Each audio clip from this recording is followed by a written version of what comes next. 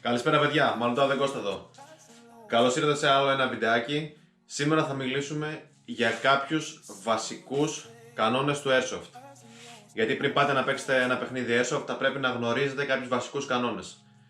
Πάμε όμως λοιπόν να αναφερθούμε τι είναι το Airsoft.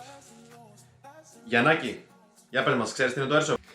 Καλά, εγώ δεν ξέρω τι είναι το Airsoft, φυσικά και το ξέρω. Αυτό που σου πετάνε μπίλες και βγάζει χρώμα. Nope. Μπράβο Γιαννάκη, λάθος.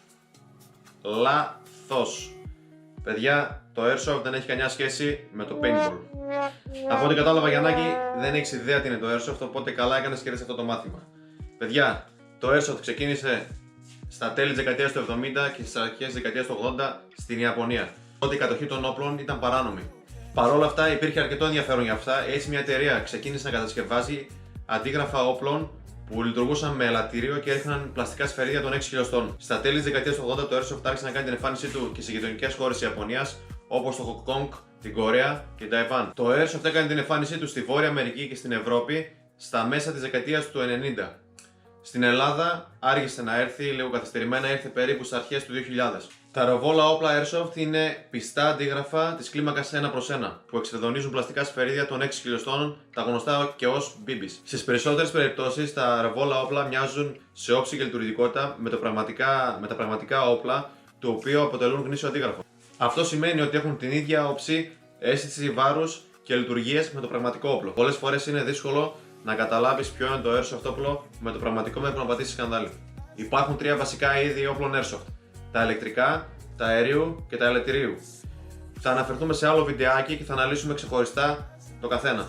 Ελπίζω Γιαννάκη να πήρες μια γεύση και να κατάλαβες τι είναι το Airsoft. Κάτσε λοιπόν να ακούσεις και τους κανόνες του. Αρχικά, παιδιά, θέλω να πω ότι μπορεί να είναι αεροβόλα όπλα και να πετάνε πλαστικές μπίλες, όμως θέλω να συμπεριφερόμαστε με σεβασμό και την ανάλογη υπευθυνότητα όπως θα συμπεριφερόμασταν και με πραγματικά όπλα. Πρώτος κανόνας: αρκεί και ένα μπιλάκι να σε βρει οπουδήποτε πάνω στο σώμα σου και είσαι έξω. Δεύτερος και πολύ βασικός κανόνας, παιδιά, δεν βγάζουμε ποτέ τα γυαλιά, είτε αν έχουν λερωθεί είτε αν έχουν θολώσει.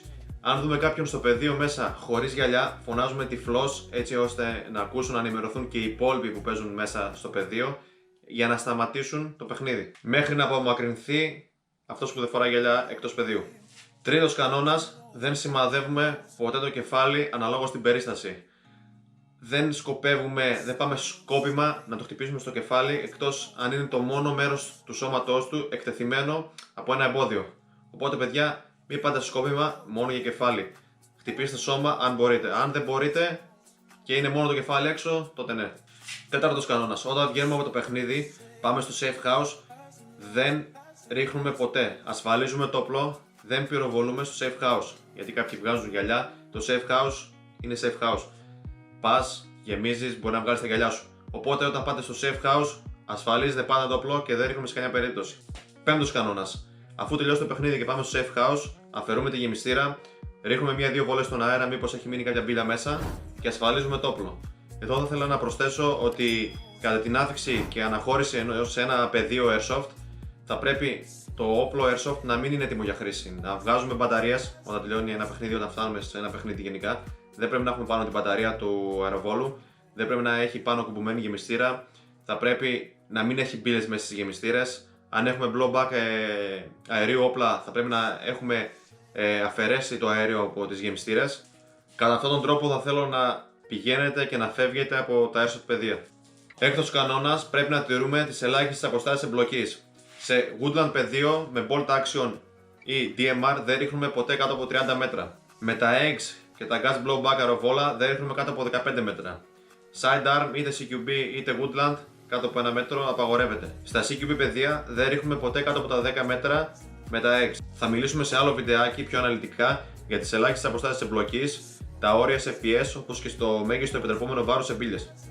Έβδομος κανόνας, παιδιά: οι νεκροί δεν μιλάνε. Σε χτυπάει μια μπίλια, σηκώνεις το χέρι ψηλά, λες είμαι έξω. Δεν γυρνάς να πεις στον συμπαίχτη σου, είναι εκεί, ή να δείξεις που είναι ο αντίπαλός σου. 8ος κανόνας, παιδιά: αν χτυπηθεί το όπλο, είστε έξω. Εκτός αν έχετε sidearm. Αν έχετε δεύτερο όπλο μαζί σας, παίζετε με αυτό. Το βασικό σας αεροβόλο όμως αχρηστεύεται. 9ος κανόνας: αν σας τελειώσουν τα πυρομαχικά, είστε πάλι έξω εκτός αν έχει ο συμπαίχτης σας συμβατούς γεμιστήρες με εσάς, οπότε παίρνετε από τους συμπαίκτες σας. Είτε αν χτυπηθείτε και το επιτρέπει το σενάριο, βγείτε στο respawn και ξανακάνετε reload. 10ος κανόνας, επειδή το Airsoft προωθεί την ευγενή άμυλα, αυτό σημαίνει ότι πρέπει να έχουμε την ανάλογη συμπεριφορά είτε στο συμπαίχτη μας είτε στον αντίπαλό μας. Πρώτα απ' όλα, μέσα στο παιχνίδι, παιδιά, πρέπει να είμαστε τίμοι. Για να παίξεις Airsoft πρέπει να είσαι αρχικά τίμιος παίχτης. Σε χτυπάει μια μπίλια, πρέπει να σηκώσεις το χέρι σου να βγεις έξω. Πάντα λειτουργούμε απέναντι στους άλλους όπως θα θέλαμε να λειτουργήσουν και αυτοί απέναντι σε εμάς. Οπότε, παιδιά, είναι σπαστικό να σας χτυπάνε μπίλες ή να βλέπετε να χτυπάτε μπίλες στους αντιπάλους σας και να μην βγαίνουν. Οπότε, μην το κάνετε για να μην το κάνουν κιόλας. Δεν ξεχνάμε, παιδιά, ότι το Airsoft μπορεί να είναι ένα χόμπι, ένα παιχνίδι, αλλά αγγίζει και τα όρια του extreme sport. Οπότε, παιδιά, πρέπει να έχουμε και τον ανάλογο εξοπλισμό. Όπως και σε όλα τα extreme sport αθλήματα, υπάρχουν παίζεις στην ύπαιθρο, οπουδήποτε, υπάρχουν κίνδυνοι να τραυματιστείς. Οπότε πρέπει να είσαι ανάλογα ντυμένος, να έχεις τον κατάλληλο εξοπλισμό, να φοράς άρβιλα π.χ. για να μην τραυματιστείς. Έχω ανάλογο βιντεάκι, παιδιά, που εξηγώ το τι χρειάζεται να πάρεις, να αγοράσεις για να παίξεις Airsoft. Επόμενος κανόνας, παιδιά, όταν συμμετέχουμε σε μια επίσημη διοργάνωση, έχουν διοργανώσει κάποιες ομάδες, δηλαδή ένα παιχνίδι, ένα σενάριο, πρέπει να φροντίσουμε να διεξαχθεί σωστά και με τον τρόπο που έχουν οραματιστεί οι διοργανωτές. Επόμενος και βασικός κανόνας, όπως αναφέρθηκα και στην αρχή, παιδιά, δεν στρέφουμε ποτέ για πλάκα το όπλο πάνω σε ένα ζώο, σε ένα συμπαίχτη μας, οτιδήποτε. Δεν κοιτάμε ποτέ μέσα στην κάνη, εκτός αν έχουμε κάνει οπτικό έλεγχο, έχουμε αφαιρέσει γεμιστήρες και έχουμε δει ότι δεν υπάρχει κάποια μπίλια μέσα.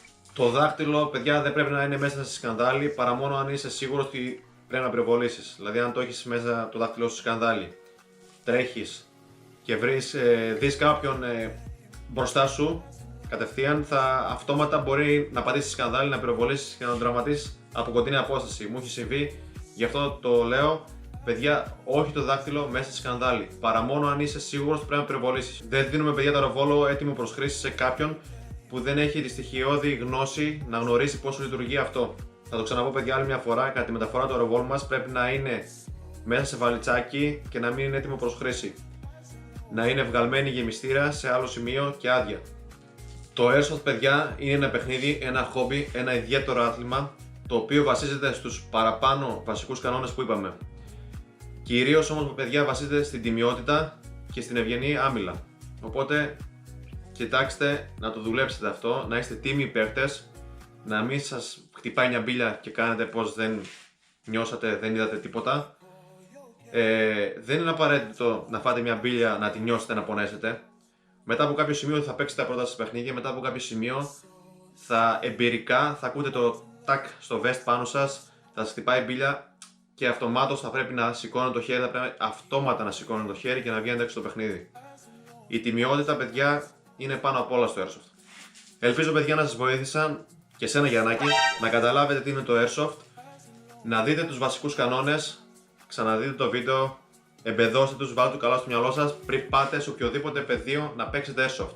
Είναι πολύ σημαντικό, παιδιά. Ευχαριστώ πολύ, Μαλουτά. Μου είναι πολύ χρήσιμα αυτά που άκουσα σήμερα. Θα λέμε στο επόμενο μάθημα. Χάρηκα, παιδιά, που μείνατε σε άλλο ένα βιντεάκι. Γράψτε μου κάτω σε comment οτιδήποτε απορία έχετε, θα την απαντήσουμε. Κάντε ένα like, κάντε ένα share να το δουν και οι φίλοι σας. Και μέχρι τότε τα ξαναλέμε σε επόμενο βίντεο. Γεια σας. Καλησπέρα, παιδιά. Καλησπέρα, παιδιά. Μαλουτάδε Κώστα εδώ. Καλώς ήρθατε σε άλλο ένα βιντεάκι. GoPro stop recording. Με τα πραγματικά όπλα. Που σημαίνει ότι έχουν... No, God, please, no! Επίσης, εδώ θέλω να προσθέσω. Κατά την αναχώρηση. 2 hours later. Αναχώρηση και... GoPro stop recording.